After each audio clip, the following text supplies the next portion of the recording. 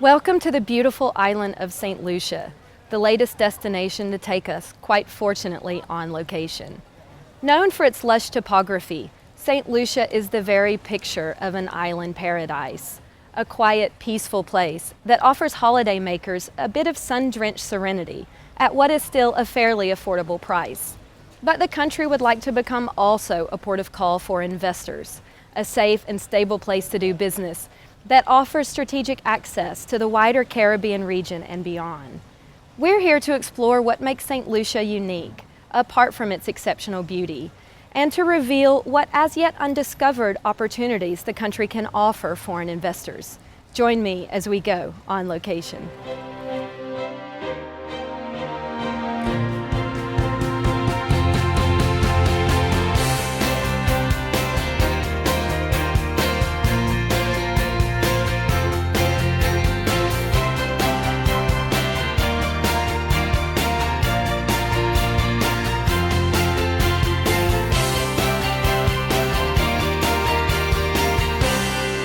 St. Lucia is an English-speaking island in the eastern part of the Caribbean. Having gained independence in 1979, St. Lucia remains a member of the Commonwealth of Nations associated with the United Kingdom. But its heritage is a mixture of African, Asian, and French, as well as Anglo-Saxon, and these influences still filter through in the cuisine, music, and culture of the island, something that adds to its charm for visitors. So too does the typically friendly welcome from the locals. The government is trying to make clear that investors are equally as welcome as tourists. So you have a government that recognizes that it can't provide all the investment funds that it needs in order to be able to grow. We have a very ambitious plan. We've set out to say that we want to double our GDP within 10 years. So to do that, we are creating some incredible opportunities for the private sector to come in. So this is about fast-tracking investment in our country and recognizing that to be competitive, that we have to first think micro. St. Lucia's main selling point as a tourism destination is the diversity of its natural areas, with mountains, volcanoes, sulfur springs, rainforests, and a ruggedly beautiful coastline, all just waiting to be explored. The island also sells romance. It's one of the world's consistently top-rated locations for weddings and honeymoons. Tourism is the biggest driver of the country's economy, employing roughly 20,000 people. The island is especially popular with North American tourists, and St. Lucia has direct air connections to most major gateways on the U.S. East Coast, as well as to the United Kingdom. After taking a hit from the global financial crisis, the tourism industry is seeing a rebound, and St. Lucia has been given a boost by an increase in cruise ship arrivals. And, thanks to upgraded offerings such as the picturesque Rodney Bay Marina and the regattas it plays host to each year, the number of yachting visitors has grown twofold since the depths of the crisis. Meanwhile, St. Lucia's reputation for beauty, luxury, and romance has the island perfectly placed in the sights of such high-end resort brands as Sandals, which is now in expansion mode in the island. We employ 1,800 St. Lucians, and our economic footprint here is 75 million US a year, which represents 6% of GDP. We have 3 resorts here in St. Lucia. St. Lucia has been voted a top wedding destination in the world, which bodes well with our concept of romance and couples.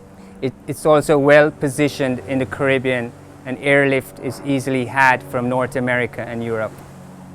It's English speaking, the people are very friendly, the government was easy to work with and still is. The incentives are excellent, taxation is moderate. So it was really automatic, and we've now blossomed from 200 rooms to 800 rooms, and we're very happy here. Well, St. Lucia has already begun to distinguish itself in the tourism market. We have carved out a niche for ourselves in a high-end boutique area, and we need to build on that. The natural allure of St. Lucia, the natural attractiveness, and the fact that some of its resorts have continually received global accolades for their specific offerings lends itself to us furthering that proposition in the investment market as an investment location. The targeted, careful approach applied to St. Lucia's tourism industry can be applied also in other realms. I think if you look at a vision of St. Lucia, I would say it should be developed into a high-end boutique garden island that removes any obstacles by way of movement, by way of access to services, social services, economic services, and has a relaxed atmosphere, but is also efficient and very effective in what it does. In one phrase, I would say, if we look at our tourism handle, which is simply beautiful, then we can make that the aspirational handle for our type of development. While tourism will naturally remain important to St. Lucia, other sectors are also being promoted for investment. Job creation is a key imperative of the government, so foreign companies are being encouraged to make use of the local workforce and to explore business opportunities in alternative energy, ICT and telecoms, business process outsourcing, manufacturing, and other industries. Investment is also being sought in hard infrastructure like roads, airports, and seaports, and soft infrastructure like education and healthcare. fDi spoke with a few foreign companies that have heeded the investment call so far. Digital has been in the market for the last 12 years. We currently employ about 150 persons directly, but we have offsprings, so dealer stores, distributors, etc. Apart from that, skilled labor. It's something for a small market, that's something that you probably think that it's not available. The employees are very skilled, and so we're able to export, and that's part of the things that we know that's keen to us. So growth in terms of employee development is very possible here, and that's something that investors look for, and that's what has kept us here in St. Lucia. WLBL was founded in 1974, and it was a greenfield by Heineken, and it was meant and built as the first brewery that Heineken wanted to have in the Caribbean to supply the Caribbean. And yeah, that's why this year we are celebrating 40 years anniversary, yes, and we expect 40 years more to come. And I think these are 40 years of success, we could say.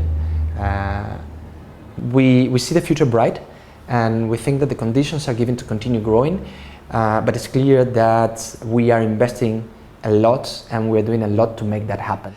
And what I like from St. Lucia is has that perfect mix, you know, between Europe and Latin world. You have the sun, people are happy, enjoyment is there. I love the weather, I love the place, and I love the people here, so it's a great place to live. While famous for its wonderful weather, the economic climate in the Caribbean region has not been so sunny in the years since the global financial crisis. As a small, tourism-reliant economy, St. Lucia in particular has been battered by some of the global financial headwinds. However, there are signs that the economy is in a recovery phase, and with the new investment promotion efforts now underway, there is hope that the economy can diversify a bit away from tourism. fDi surely has a key role to play in this diversification and also in helping the government tackle the unemployment problem that St. Lucia, as well as many of its neighbors, face. So I think that the transformation of St. Lucia in the next 10 years is going to be huge. And I think it's timely. I believe where the Caribbean is positioned, given what's taking place in Asia and even in Europe with terrorism, given the fact that people are expecting the U.S. economy to continue to grow strongly, I'm very excited by what the future has to hold. I know there's a tremendous amount of uncertainty, but in the case of St. Lucia, we're really focusing on a very specific niche. Now, we've given you just a glimpse of what the economy has to offer in terms of potential and what the island has to offer a visitor and as a potential investor. And we certainly hope you've enjoyed this tour as much as we have. Join me next time to see where we go on location.